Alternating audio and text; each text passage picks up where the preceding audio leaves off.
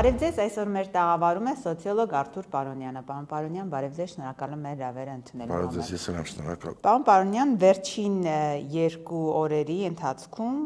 միաժամանակ 2 սոցհարցման տվյալներ հրապարակվեց, մեկը միջազգային հանրապետական ինստիտուտի տվյալներն էր, մեկը Գելափի, բայց երկուսը կարծեք թե շատ տարբեր էին իրարից եւ օրինակ այդ միջազգային հանրապետական ինստիտուտի տվյալներով 32%-ը ձայն կտար Նիկոլ Փաշինյանի եւ քաղաքացիական պայմանագրին, 7%-ն ասել է, որ կընտրի Սամվել Կարապետյանին եւ Ուժեղ Հայաստանը, 4%-ը Ռոբերտ Քոչարյան, 2%-ը Հայաստանի Շնորհապետական կուսակցություն, մնացածները ավելի ցածր։ Բայց Գելափը այլ տվյալներ ունի, ըստ Գելափի 28% քաղաքացիական պայմանագիր, 14.9% Ուժեղ Հայաստան, 12.1% Հայաստան Դաշինք, 8.7% ԲՀԿ, 5.8% Միասնության թևեր։ Հիմա ում հավատալ։ Տեսեք, այնտեղ կան թվեր, որոնք կրկնվում են երկուսի մոտ էլ, բայց եկեք կամաց-կամաց, երկուսի մոտ էլ ինչ-որ հարցեր կան, ավելի շատ հարցեր կան իր մոտ, ուրեմն նախ իրին դա միջազգային հանրապետական ինստիտուտն է, որը ակադեմիական կազմակերպություն չի, եթե իրանց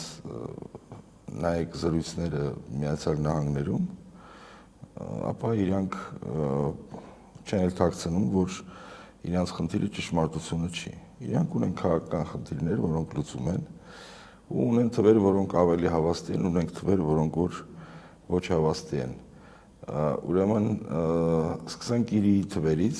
իրանք ունեն պատմականորեն ամենացածր, այսպես կոչված response rate-ը։ Իրանք ունեն 1512 մարդ են հարցրել, նրա համար որ այդ 1512 մարդը պատասխանի իրանց հարցերին, իրանք արել են մոտ 10000 հեռախոսազանգ։ Այսինքն սովորաբար ավելի մեծ թիվ է լինում քաղաքացիների։ Եթե 1500 է, եթե Երևանում է, այդ լնում է, ասենք, մի 6000 զանգ պիտի անես, որ 1500 պատասխանի։ Այս անգամ մոտ 10000, այսինքն այդ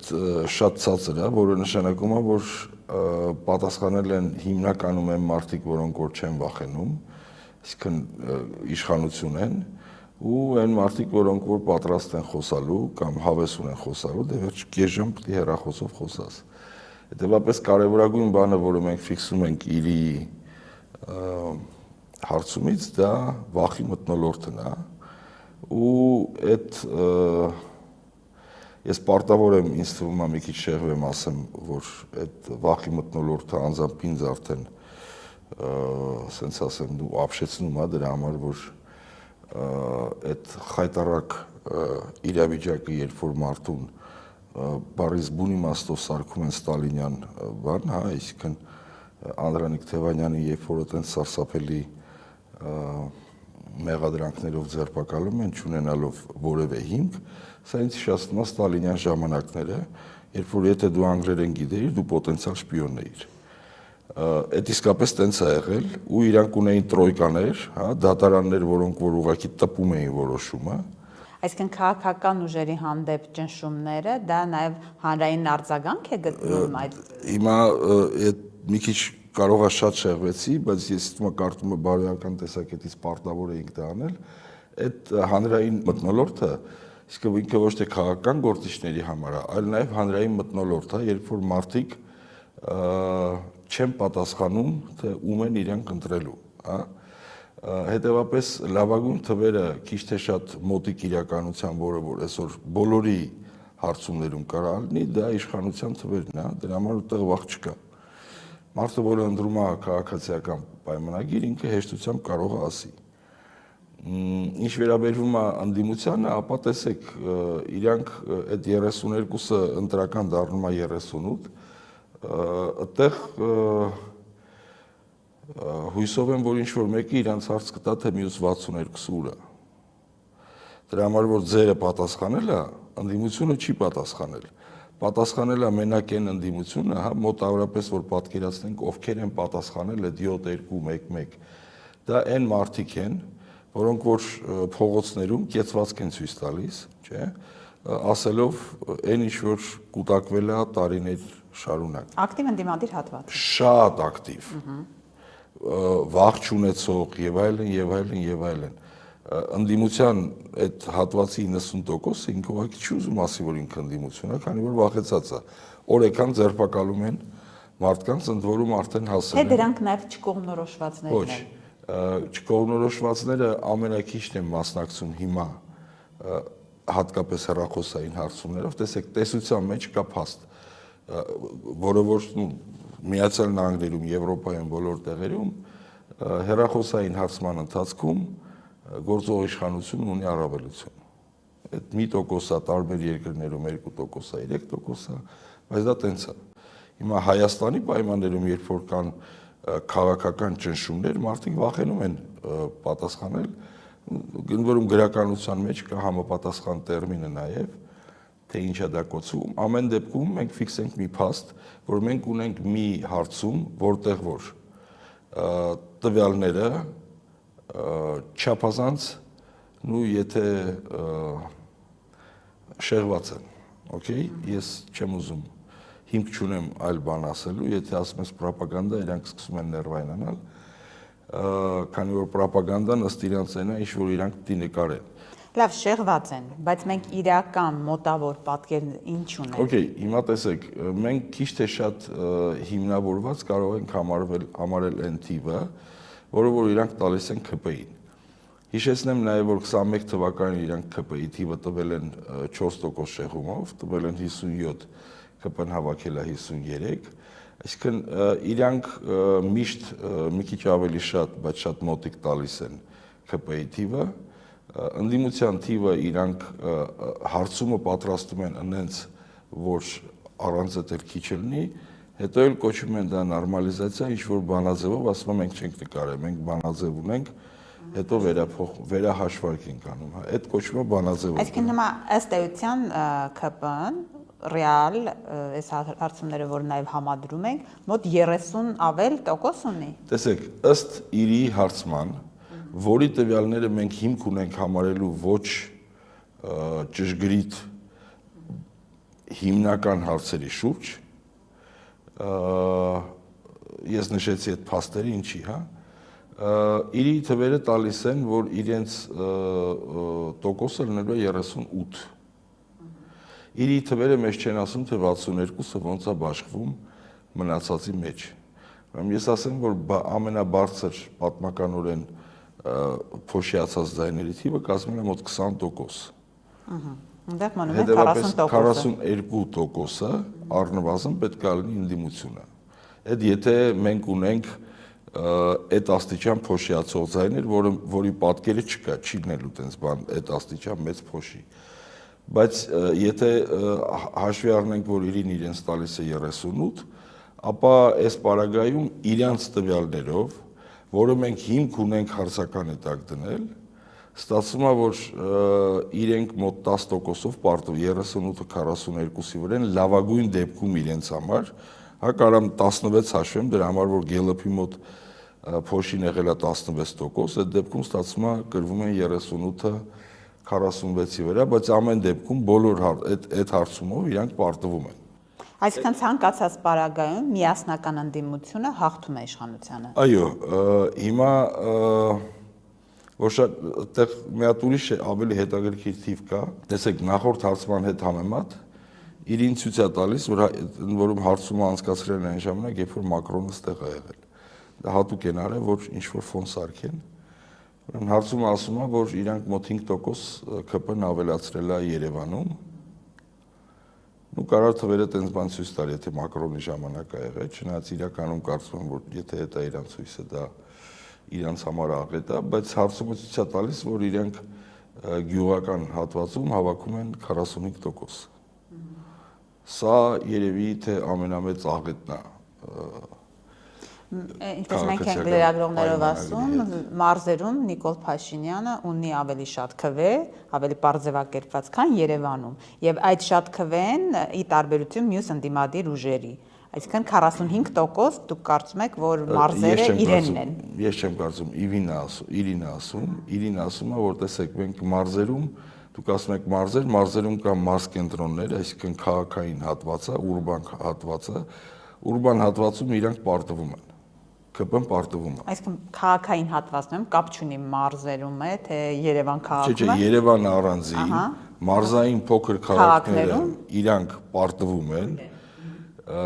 բայց նու ոնց Երևանի հետ համեմատ ուժեղ են։ Էլի Երևանի համեմատ ուժեղ են։ Երևանում իրանց մոտ աղետ է, в общем, բարեբախտաբար։ Հիմա գյուղերը եղել են միշտ ամենաիրանց ուժեղ հատվածը։ Իրանք 21 թվականին էլ Երևանում պարտված են դուրս եկել։ Դա միշտ Երևանը ավելի ընդդիմադիր է լինում։ Գյուղերում 21 թվականին իրանք հավաքել են մոտավորապես 65% միջինը։ Այն որ տեղեր պիկ ա եղել, ինչ որ տեղեր ավելի ցածր։ Հիմա իրի թվերը ցույց են տալիս, որ իրանք 45 են, այսինքն 20% կորուստ ունեն ու այն որ Երևանը իրանց համար լինելու է ծանր, տխուր եւ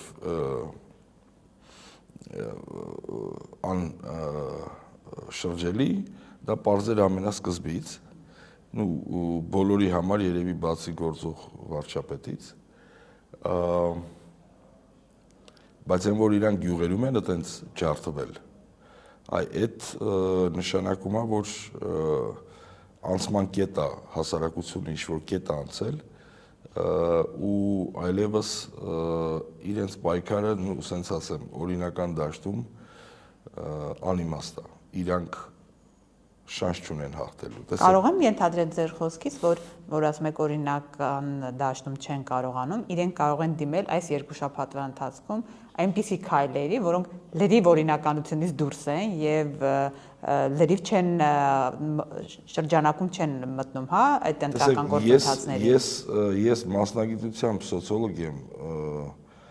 մեր Աստվածը, մեր փաստը թիվն է, բայց ելնելով թվերից ես կարամ ասեմ, որ իրանք պարտվում են իրանց ամենաուժեղ տեղերում ջարդվել են, եթե այն որ իրանք դիմում են որպես քաղաքացի լավ, այն որ իրանք դիմում են սարսափելի անօրինական քայլերի են գնում, դա ես արդեն տեսնում եմ ու ապշեցնում է այդ դրա ցինիզմի աստիճանը, ինչ էլ կարան անեն, չեմ կարող ասեմ։ Ցանկացած խոսակցության մեջ, երբ որ ես ինչ որ ընկերների հետ կամ շրջանակներում խոսում ենք դրա մասին, որ թվերը հնչեցնում ես, ասում եմ, բա ինչ են անելու, չգիտեմ ինչ են անելու։ Բայց ահավասան կտրուկ մի բան է պետք, որ ենթադրենք իրենց օգտին աշխատի։ Տեսեք, 38 թիվը դա բան է, նոտարի մոտ հաստատված մահվան վկայական է։ Այդ թիվը իրանք չեն կարող շրջեն։ Կեղծել, այսինքն այն ձևերով, որ առաջ եղել է, դա հնարավոր չի։ Ինչ են իրանք անելու, ես չգիտեմ, բայց միևնույն ժամանակ ինչ որ բան անելու են, ու տեսեք, եկեք փորձենք հասկանալ այն հատվածները, որոնք որ ոչ թե մեզ հանգստացնում են, քանի որ եթե հիմնվում ենք այդ թվերի վրա 38-42, в общем-то ինչ որ աշխատանք ունենք չանելու։ Տեսեք, մենք ունենք շատ ուժեղ էմոցիոնալ դաշտ, որը ստեղծել է անդիմությունը, բայց կազմակերպչական դեռ չունենք։ Կարողանում ենք մենք արդյոք, տեսեք, մենք չգիտենք ինչ հատվածա փոշին, հա, ինչքան ձենա փոշյանում։ Մենք օբյեկտիվորեն չենք կարող ճշգրիտ տվյալներ ունենալ նրա մասին, թե ով ինչ վարկանիշ ինչ ձեներ է հավաքելու, ու մենք գիտենք, որ լինելու է բավական շատ փոշիացած ձայներ։ Արդյոք ընդդիմությունը անում է ամեն ինչ, որ կազմակերպչական, որ բերի, հա, դրա կան միասնական քայլերի տրամաբանություն կա, դեռ չի երևում։ Հիմա հասանք հենց ընդդիմությանը։ Ընդդիմության դաշտում հասկանանք ինչ է կատարվում, որովհետև եթե մենք խոսում ենք այ ավելի լավ աշխատելու եւ այդ ձայները բերելու մասին, ինչ է հուշում սոցհարցման տվյալները։ Ընդդիմադիր հայտնի 3 ուժերը ըստ էության, ըստ Գելափի անցնում են խորհրդարան, նույնիսկ անցնում են նաև միասնության թևերը։ Իսկ ըստ այդ հարցումների միջազգային ինստիտուտի ոչ։ Տեսեք, իրին ինքը նպատակ չունի ցույց տալ, թե ինչքան հավաքում ընդդիմությունը։ Հետևաբար ես պատմական փորձից ելնելով նաև եկեք նայենք, որ պարզ լինի։ երբ որ մենք խոսում ենք իրի մասին, իրան 21 թվականին ընդդիմությանը առաջատար ընդդիմության, այսինքն Հայաստան դաշինքին տվել են 3%, 21 թվականին հավաքել է 21%, այսինքն 7 անգամ շեղում են տվել։ Գործող իշխանության այն ժամանակվա ու հետո թիվը տվել են բավական մոտիկ, այսինքն իրանք ունեն, ասում են մենք չենք նկարում, մենք ունենք բանաձև, մենք ձեզ քչացնում ենք։ Հետևաբար այդ թվին 3-ն ու 21-ը ինչ բանաձև։ Դե հիմա ինչ ասեմ, կարամ ուղեմ, չեմ կարող ուղեմ, ասում եմ մի նայեք այդ թվին։ Եթե իրանք ասում են ինչ որ խոսացող գլուխ, ասում է որ դուք ունեք 4%, պատասխանը շատ պարզ է։ Դու ունես 38, 62-ի բացատրությունը չունես։ Գելոպի թվերը իրանք ավելի մոտիկ են, մոտարկված են ավելի, հա։ Տրամաբանված են, բայց ցավոք սրտի այնտեղ ինքը բոլոր տվյալները չեն որ տպել են ու ասենք վերջնական պատկեր ասեմ որ դա հիմնվեմ, չեմ կարա դրա համար որ թվերը հենց է տպած որ չես կարա հասկանաս թե իրականում ինչ էլեկտորալ թիվ կա այս կամ այն ընդդիմության համար, բայց GLP-ը միշտ շատ լավ տալիս է ստրուկտուրան, հա, կառուցվածքը ինքը տալիս է ու երբևիցե չի սխալվում, այսինքն չենք նայում տոկոսին, սա 18-ա, 14-ա, թե 28-ա, վերցնում ենք եռյակը ու գործող իշխանությունը, իրանց կոեֆիցիենտը 0.5 է, այսինքն ըստ GLP-ի եռյակի ու ԿՊ-ի մեջտեղը, այսինքն 10 հոգի ԿՊ քվեարկողը դիմաց ունի 15 հոգի, որը քվեարկում է եռյակ, մնացածն էլ կարան ասեմ, որ ընդդիմություն ենք, այսինքն այդ կոեֆիցիենտը կարող է 0.4-ա, կարող է 0.37-ա, հա, կարող է 0.57-ա ոնց որ իր մոտ, բայց մեծ շեղում չկա, այսինքն եթե GLP-ի մոտ թվերը միշտ չի որ ոբշում ճիշտ են բռնում հետո ընտրություններին, բայց ինքը սկիզբը լավ բռնում է, այդ ստրուկտուրան լավ բռնում է, դրա համար ես ավելի շատ կհիմնվեի այդ կոեֆիցիենտների վրա, որ հասկանամ մոտավորապես ինչ է կատարվում, քանց թե ասենք իրի տված թվերից։ Իրի թվերից մենակ կարանք օգտագործենք մի բան, ինչ են իրանք տալիս իշխանությանը։ Իշխանության տալիս են 38, դա հաստատ 39-ը չի, հնարավոր է 36-ը, մնացած 62-ը իրանք չեն բացատրում։ Okay, իրին տալիս է եւս մի բան, որ տեսեք, իրանք ասում են, որ ընտրական ակտիվությունը լինելու է մոտ 80%, հավանական ընտրական ակտիվությունը 92%։ Սա նույնպես այդ 16% response rate-ի հետևանքն է, դրա համար որ քիչ թե շատ նեյտրալ ու էմոցիոնալ ոչ ընդգրկված մարդիկ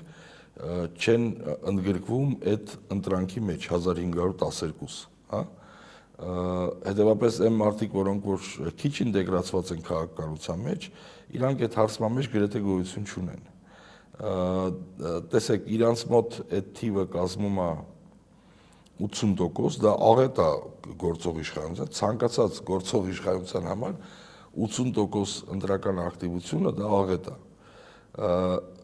Ըստ GLP-ի մենք ունենք մոտ եթե բարձր եղավ տոկոսը միանշանակ պարտությունը լինելու է։ Գիտեք ինչ, 38-ը իրանց համար երազանք կլինի, եթե լինեն այն թվերը, որը որ իրանք տալիս են։ 80% ընտրական ակտիվությունը այդ ահռելի թիվ է, ոբշեմ դա 1.600.000 ավել մարդ է, իհարկե չի լինի այդքան։ Գործող վարչապետը հույս ունի, որ 1.400.000 է գալու, ենթադրում եմ։ Որը որ էլի վատ չի։ Պարոն Պարանյան, ես ուզում եմ մենք խոսեցինք այդ մասին, որ ինչ որ բան է պետք ամեն դեպքում իշխանության համար։ Եթե օրինակ ազդակներ հիմա մենք տեսնում ենք դրսից բավականին ակտիվ ազդակներ են գալիս տնտեսության հետ կապված Ռուսաստանից։ Կարող է իրավիճակ փոխել, օրինակ Ռուսաստանը բավականին կոշտ հայտարարություններ անում եւ գործողություններ։ Դա կարող է իրավիճակ փոխել, հանրային տրամադրություն փոխել իշխանության հանդեպ։ Իհարկե, դա ոչ թե կարող է կարծում եմ փոխում է, դրա չափելը շատ դժվար է։ դրա համար որ մենք գործ ունենք բազմա գործոն ուրեմն ազդեցության վրա հիմնականում հոգեբանական, հա։ Իսկ կա երկու բան, մեկը որ երկու ռոպագանդան է կա, չէ, ասենք, ես ասում են հեսա կգրենք, կհաղթենք, կգնանք հարցերը կլուծենք։ Բայց դրա դեմ կա վախը, բա որ չլուծեք։ Հա, այդ մարդիկ, որոնք որ ես չգիտեմ, ամենայն հավանականությամբ իրանք տանն են մնալու։ Այդ շատ դժվար հատված է, նույն իրի հարցում միջայլոցություն է տալիս, որ իրանց ամենամեծ ամենահաջող գործողությունը եղել է ձրի բժիշկներ, ապավագրությունը բժշկական, այո։ Հա, այդ ամենամեծ էֆեկտն է տվել։ Ինչ վերաբերվում է գյուղատնտեսեք 45%, 65-ը իջել է 45։ Դա արդյոք նշանակում է, որ մարդիկ վստահում են, որ իրանք կարան Ռուսաստանի շուկայի պահպանելու խնդիրը լուծեն։ Ենթադրում եմ ոչ։ Ենթադրում եմ բոլորը չի, որ հավատում են։ Ընդ որում տեսեք, գյուղացիները իրենք շատ պահպանողական են ու ոնց է չբացվող, հա։ Հիմա առավել եւս մենք ունենք այդ ոնց է կոչվում է նախապատվությունների չբացվող բան, հա, հարցում։ Շրջանակ։ Հա, в общем, հիմա մեր մոտ տենց է, հա, տեսեք 16%-ն է մասնակցում, 40 քանի տոկոսը չի ասում ում է ընտրելու, եւ այլն, այսինքն մարդիկ փակ են, վախում են, դա վախի մթնոլորտ է։ Հիմա իրանք կասեն ինձ, թե ասենք ինչ են մտածում, իրանք չգիտեն ինչ են մտածում։ Իսկ որ թեման է հիմա ամենաշատն աշխատում ընդդիմության օգտին, այսինքն որ թեմայի արծարծումն է հիմա հանրության մեջ աշխատում եւ ընդդիմությունը պետք է այդ ուղղությամբ աշխատի, որ կարողանա։ Տեսեք, ընդդիմությունը արել է մի քանի բան, սկզբից ընդդիմությունը բերեց իրենց սոցիալական դաշտ, հա։ Իրանք մտան սոցիալական դաշտ, լավ չզգացին իրանց այդտեղ, դուրս եկան, ընդ որում այդ արեց ոչ թե ընդդիմությունը հետագայում, դա արեց հանրությունը, հատկապես Երևանի, հա, այդ պատերազմը թուրքի պիտակը կպցնելը եւ դավաճանի պիտակը կպցնելը դա արել է հանրությունը։ Ու այդ հանրային կեցվածքը բերեց նրան, որ հիմա մեր օրակարգում առաջնայինը դա գնահատականներն են, թե ինչ է կատարվել, արած գործերի ազգային անվտանգային հարցերում պատերազմի գնահատականները, հա, եւ հնարավոր անվտանգային կառուցվածքը։ Ու սա ասել ընդդիմություն, միայն ընդդիմությունը չի, որ բերեց այս իրավիճակին, երբ որ ինքը ուզի թե չուզի երկու օրը մեկ խոսում է 300,000 ադրբեջանցիներից, որոնք պետքա գան այստեղ։ Այդ դա ազդող թեմա է հանրության։ Ահա որ։ Տեսեք, դա է գրգռում ու ինքը, տեսեք, դա իրան պետք չէ, չէ։ Դրա մասին խոսակցությունը իրան պետք չէ, բայց ինքը ոնց որ կամքից դուրս մտնում է այդ օրակարգի մեջ, քանի որ այլևս այդ օրակարգը այդ 300,000 ադրբեջանցիների վերադարձի հարցը անտեսել հնարավոր չի։ Հետևաբար իրենք պատասխան են տալիս ու իրանք կրված են դուրս գալիս այդ հարցերում։ Հիմա այդ հիստերիաները, որը որ սկսվել է, ինքը ուզում է օրակարգ փոխի, բայց այլևս օրակարգը ինքը չի ստեղծում միայն։ Իշխանությունը պարզ է միշտ օրակարգ ստեղծող է, բայց օրակարգից գալի հատվածը ստեղծեցին բնակիչները Երևանի, որոնք կեցվածք էին ցույց տալիս, հա, փողոցներում, սա բացարձակ ունիկալ բան է, տենց բան չի եղել երբ, այդ դարն է, տենց ուղղակի այդ հեռախոսը որ կա։ Ու երկրորդը ընդդիմությունը, որը որ այդ ամեն ինչը զգաց, արեց, շարունակեց, ու մենք տեսնում ենք, թե ինչ ռեակցիաներ է տալիս այդ մարդը, իսկ ինքը հիմա եկավ ընկավելի շատ տհաճ իր համար անվտանգային, ոչ թե անվտանգային, այլ գնահատականների օրակարգի մեջ, հա, իսկ ընդդիմությունը հիմա մեկը մյուսի հետևից շարում է գնահատականները, տալիս է բնութագրեր, ու ինքը պետք է պատասխան տա։ Ու դա շատ անհարմար է, շատ դժվար է, քանի որ դու միշտ մեղավորի դերում ես։ Մենք փորձում ենք գրոհել, օրակարգը փոխել, դուք պատերազմ եք վերելու բան, բայց այդ իր խնդրեմը այն է, որ ոչ ինքը վստահություն ունի այն հատվածից դուրս, որ Իրանն է, հա, ոչ էլ առավել եւս իր գործընկերը։ Այդ խաղաղության ծրագիրը, որը կառուցված է Ալիևի բարի լինելու կամ չլինելու, ժամանակավոր բարի։ Ժամանակավոր թե в общем, ինքը ասում է բարի տղա է, լավ կլինի, Ալիևին չեմ վստահում։ Այդ ստորագրությանը չի վստահում ազգիս 3/4-ը։ Հետևաբար Իրան իր փորձը համոզել, որ այս խաղաղությունը ինքը կլինի վերջնական եւ այլն, ինքը տապալված է։ Ամբողջ իրենց ցանկությունը էլի, տեսեք, այնտեղ որտեղ որ իրանք քիչ թե շատ դիմանում են, այնտեղ որտեղ որ իրանք վարկանիշը քիչ թե շատ ավելի մոտենում է ոչ ոքի, այնտեղ ընտրական ակտիվությունը ցածր է։ Հաշվի առնելով այս իրավիճակը, կարելի է ասել, որ այդուհանդերձ հնարավոր կլինի հետընտրական զարգացումներ, որտեղ տեսնում ենք իշխանությունը չի վիճում։ Ես համոզված եմ, որ եթե Աստված մի առաստե իրանք չենթարկվեցին ընտրական կամքին, իսկ ակնհայտ է, որ իրանք պարտվելու են, ես հաստատ համոզված եմ, որ եթե իրենք հավաքեն ըստ իրի 30%, եթե ինչ-որ հիմարություն անեն հունիսի 8-ից սկսած, իրենց կողքը կմնա 2%։ Տեսեք, հայ ժողովուրդը ունի մի գերագույն չափանիշ, Աստված, հա, դա ինքը ժողովուրդն է։ Եթե ժողովուրդը քեզ ասել է գնա, դու պարտավոր ես գնաս։ Եթե դու ժողովրդի կամքին դեմ ես գնում, դու չարիք ես։ Դաժե այն մարդը, որը որ իրանք վիարկել է, հետ է կանգնելու։ Իսկ կան շատ տասնյակ հազարավոր մարդիկ, որոնք որ հաստատ տեր կկանգնեն իրանց ընտրությանը։ Ես հույսով եմ իրանք տենց հիմարություն չեն անի ու կենթարկվեն այն արդյունքներին, որը մենք կտեսնենք հունիսի 7-ին։ Արդյունքները իրանց ավելի համար հստակեցնենք, միանշանակ է ընտրությունների արդյունքներով իշխանությունը պարտվում է ձեր կարծիքով, այդ արդեն հստակ։ Ուզան, եկեք տեսնենք, իրին արել է ամեն ինչ, որ իրանց թիվը բարձրելնի, ստացել են 30։ Որևէ սոցիալական հասցման հաղում չտալով, այսինքն ընդհանուր պատկերը հասկանալի է, որ իշխանությունը շանս չունի հաղթելու։ Որևէ շանս չունի հաղթելու։ Ընդդիմությունը, որ ոչ մի բան էլ չի անում, ես չեմ ուզում ասեմ, որ շարունակեն աշխատել, ցանկալի է միասնական գործողություններ անեն, ընտրական ակտիվություն բարձրացնեն, բայց այսօր ես չեմ տեսնում, թե ինչ ոնց պետք է տրամադրությունները կարծիքը ձևավորվում են շատ երկար։ Մոտ 50-60%-ը ընտրողների, հա, ընտրել են արդեն հունվարի 1-ին։ Հիմա շատ քիչ հատված է մնացել, ու քիչ չի, ասենք 20%-ը ընդ որում դրա զգալի հատվածը վերջի շաբաթն է որոշում ընդունելու, բայց իրանք այդ գլխավոր բաժանումը ընդդիմություն թե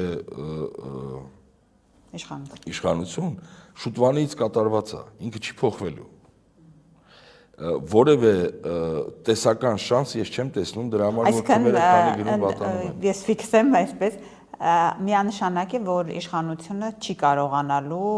նորից ստանձնել իշխանություն, իսկ ընդդիմությունն եթե ավելի լավ աշխատի, շատ ավելի մեծ թվերով կհաղթի։ Շատ ավելի համոզիչ կարա հաղթի, կարա ինչ-որ հիմարություններ անի ու ընտրական ակտիվությունը ցածրանա եւ այլն, հաղթանակը լինի փոքր տարբերությունով, բայց տեսեք, բոլոր հարցումները ցույց են տալիս, որ ընդդիմությունը հաղթում է, եռյակը։ Այո, միասնական ընդդիմությունը։ Եռյակը հաղթում է։ Հետևաբար ինչ են իրանք անելու հունիսի 8-ին, ես ասել չեմ կարող, բայց տեսականորեն որևէ շանս իրանց հաղթելու չկա։ Հիստերիան դրա պատճառով է։ Իրանք համոզված են, որ հաղթելու են։ Ես նաև գիտեմ, որ իրանք մտածում են, որ իրենք հաղթելու են, իրենք շանս ունեն, բայց իրենց մեջ կա վախ։ Տեսեք, իրին որ ասում է դուք 38 եք, իրանք 4, 7, 8, չէ, իրանք միգուցե եւ հավատում են դրան, բայց վախենում են։ Բայց իրենք նաև իրենց ներքին հարցումներ Այն հարցումներում էլ իրանք, в общем, ինչ որ ձևով Ուրեմն ասեմ միայն այդ հարցմանեցի որ հավատում հարցումներ են։ շատ ունեն ու պատկերը ունեն, իրանք գիտեն, որ իրանց վիճակը վատ է, բայց նաև իրանք ունեն ունիկալ հատկություն, ցանկացած թիվը կարդան նենց, որ իրանք իրանց հանգստացնեն։ Թող հանգստացնեն, կարևորը ընդդիմությունը չհանգստանա ու շարունակի իր աշխատանքը։ Շնորհակալ եմ։ Ես էլ եմ շատ շնորհակալ։